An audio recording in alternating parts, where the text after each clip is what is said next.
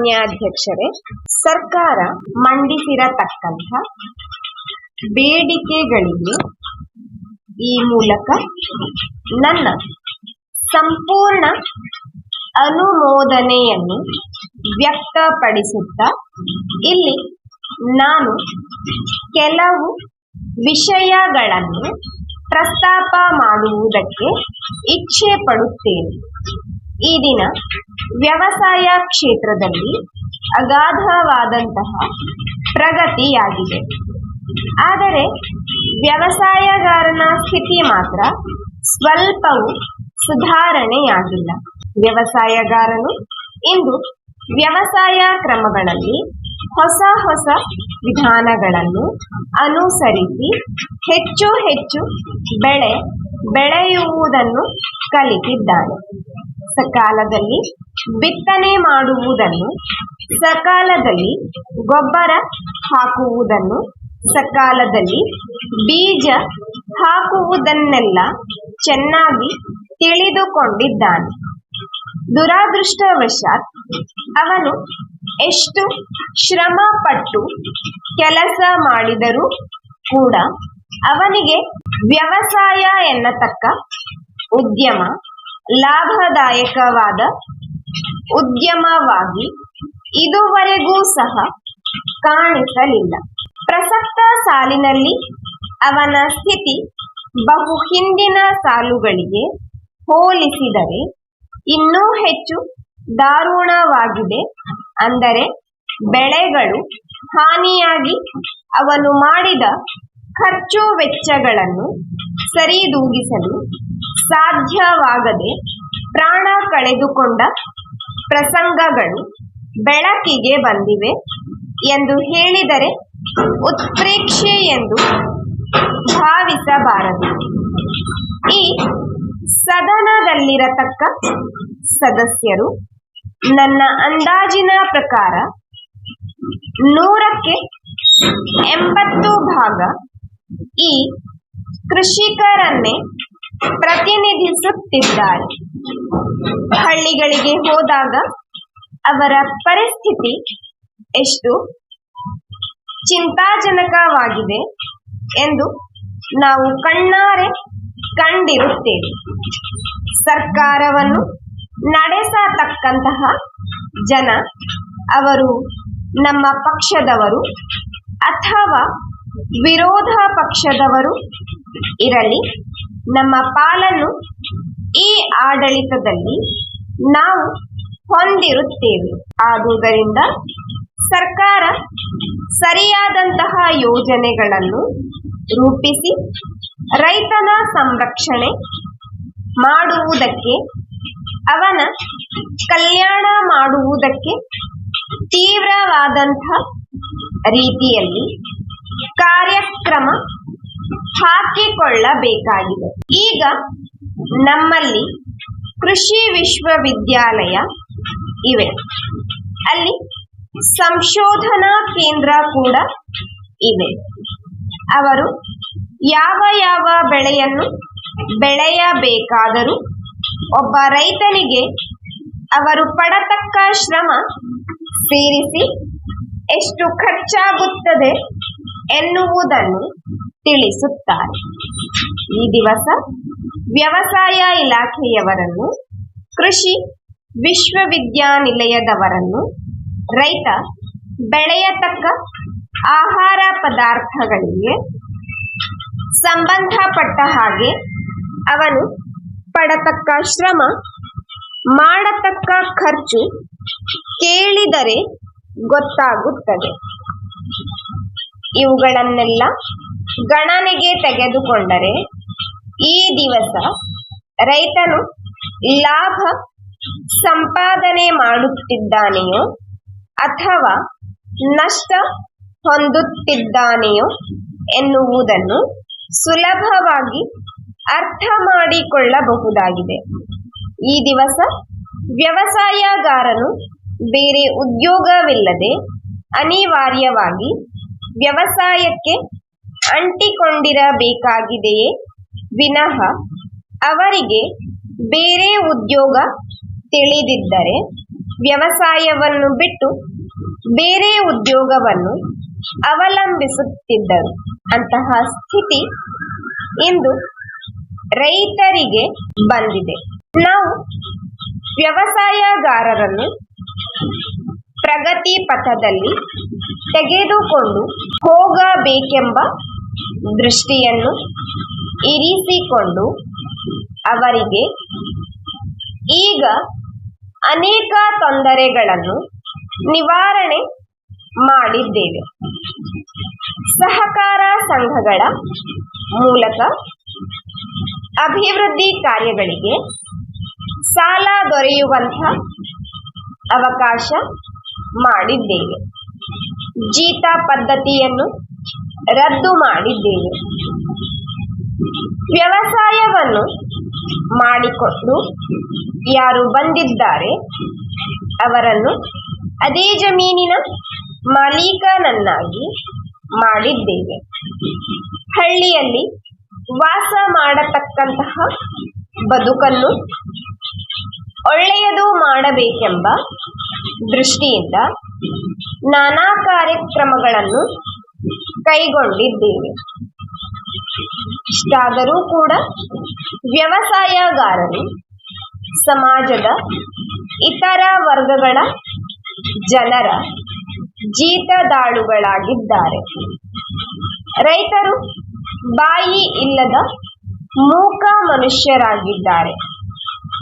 ರಾಜ್ಯದಲ್ಲಿ ತಯಾರಾಗುವ ಕನ್ನಡ ಚಲನಚಿತ್ರಗಳಿಗೆ ಬಹುಮಾನವನ್ನು ಕೊಡುವ ಯೋಜನೆಯು ಕಾರ್ಯರೂಪಕ್ಕೆ ಬಂದುದನ್ನು ಕಂಡು ನನಗೆ ಬಹಳ ಸಂತೋಷವಾಯಿತು.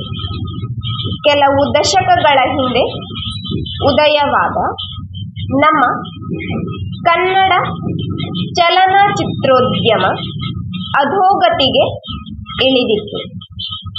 ಈ ಕಡೆಗೆ ರಾಜ್ಯ ಸರ್ಕಾರದವರು ಗಮನ ಹರಿಸಿ ರಾಜ್ಯದಲ್ಲೇ ತಯಾರಾಗತಕ್ಕ ಕನ್ನಡ ಚಲನಚಿತ್ರಗಳಿಗೆ ಪ್ರೋತ್ಸಾಹ ನೀಡುವ ಸಲುವಾಗಿ ಬಹುಮಾನವನ್ನು ನೀಡುವ ಯೋಜನೆಯನ್ನು ಹಾಕಿಕೊಂಡು ಚಲನಚಿತ್ರೋದ್ಯಮ ಮುಂದುವರಿಯಲು ಈಗ ರಾಜ್ಯದಲ್ಲೇ ತಯಾರಾಗುತ್ತಿರುವ ಕನ್ನಡ ಬಣ್ಣದ ಚಿತ್ರಗಳಿಗೆ ಹಾಗೂ ಕಪ್ಪು ಬಿಳುಪು ಚಿತ್ರಗಳಿಗೆ ಸಾಕಷ್ಟು ಹಣಕಾಸು ನೆರವನ್ನು ಕೊಡುತ್ತಿದ್ದಾರೆ. ಆದರೆ ಈ ಯೋಜನೆಯ ನೆರವನ್ನು ಪಡೆದು ಎಷ್ಟೋ ನಿರ್ಮಾಪಕರು ಕಳಪೆ ಚಿತ್ರಗಳನ್ನು ನಿರ್ಮಿಸುತ್ತಿದ್ದು, ಇದರಿಂದ ಕನ್ನಡ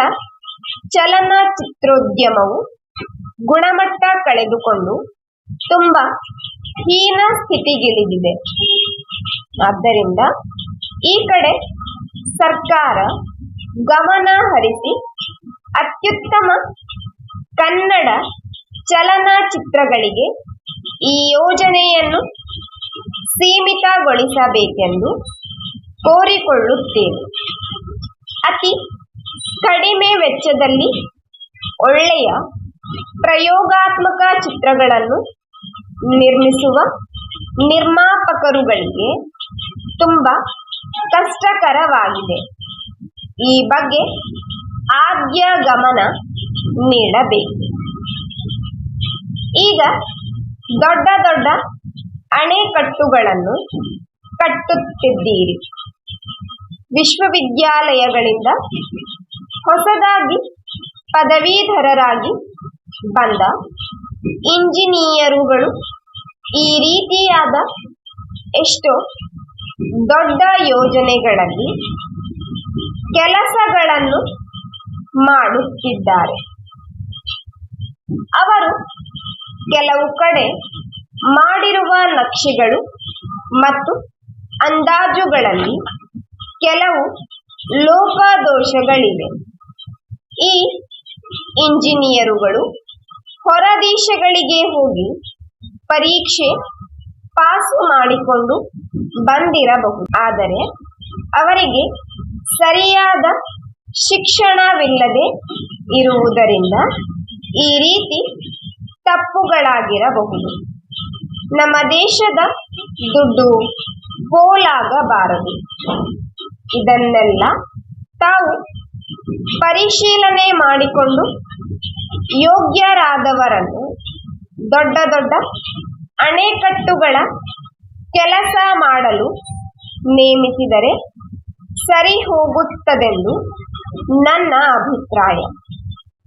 ಆದುದರಿಂದ ಇವರ ಕಡೆ ಸರ್ಕಾರದವರು ಗಮನ ಕೊಡಬೇಕೆಂದು ನಾನು ಅರಿಕೆ ಮಾಡಿಕೊಳ್ಳುತ್ತೇನೆ.